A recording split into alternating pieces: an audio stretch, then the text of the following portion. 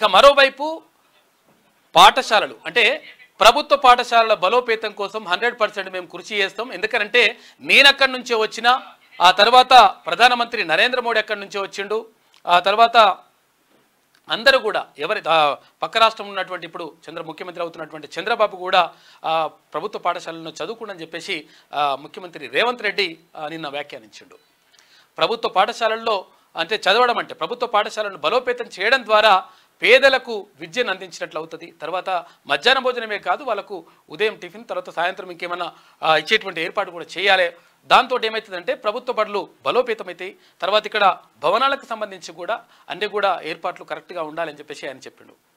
అంటే ఎందుకు అట్లా ప్రభుత్వ పాఠశాలలు అంటే ప్రభుత్వ పాఠశాలలు నిజంగా కూడా పట్టుకోమలు అంటే ప్రభుత్వ పాఠశాలల్లో మంచి క్వాలిఫైడ్ టీచర్స్ ఉంటారు నిజంగా కూడా. ఎందుకంటే కాంపిటేటివ్ ఎగ్జామ్స్ రాసి అందులో మొత్తం మెరిట్ సాధించి ఆ తర్వాత ఉద్యోగాన్ని పొందుతారు.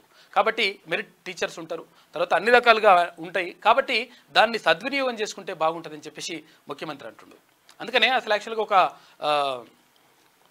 తత్వవేత్త చెప్తాడనమాట.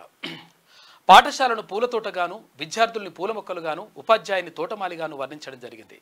పాఠశాల అనే పూల తోటలో విద్యార్థులనే పూల మొక్కలు ఏపుగా పెరిగి మంచి పరిమళమైనటువంటి పౌరసత్వాన్ని ప్రపంచానికి అందించాలంటే అది ఉపాధ్యాయుడైనటువంటి తోటమాలి క్రమశిక్షణ, వినయం, విధేయత అయినటువంటి ఎరువును వేయాలి. అప్పుడు ఆ విద్యార్థి అనేటువంటి పూల మొక్క ఏపుగా పెరిగి ప్రపంచానికి మంచి పరిమళమైనటువంటి విలువలతో కూడినటువంటి పౌరసత్వాన్ని అందిస్తుంది అని చెప్పేసి ఫ్లోబెల్ చెప్తాడు. కాబట్టి ఇక్కడ ఉపాధ్యాయుడు చాలా కీలకం. తర్వాత ఇక్కడ ఉన్నటువంటి పాఠశాల వాతావరణం కూడా కీలకం. అంటే పాఠశాల వాతావరణం ఎట్లుంటాయి అంటే ఇక్కడ దాన్ని బట్టి కూడా ఉంటుంది. కాబట్టి అంటే గతంలో ఎవరు రవీంద్రనాథ్ ఠాగూర్ తర్వాత ఏది ఆయన శాంతినికేతనం అనేటువంటి ఒక విద్యాలయాన్ని స్థాపించిండు. దాని ద్వారా ఎందుకంటే ప్రకృతితో అంటే విద్యార్థులు నేర్చుకోవాలని చెప్పేసి ఒక కొత్త కాన్సెప్ట్ని తీసుకొచ్చిండు.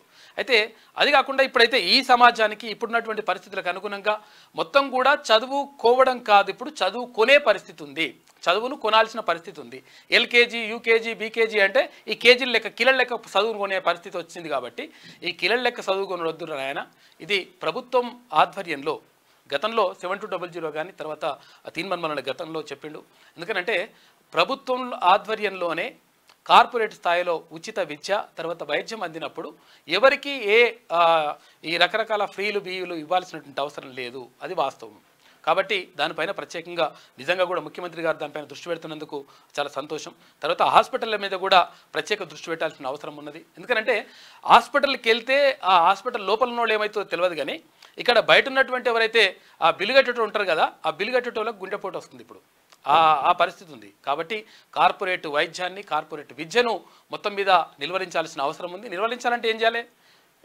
ప్రభుత్వ బడులను తర్వాత ప్రభుత్వ హాస్పిటళ్లను మనము అంటే బలోపేతం చేస్తే 100% అది జరుగుతుంది.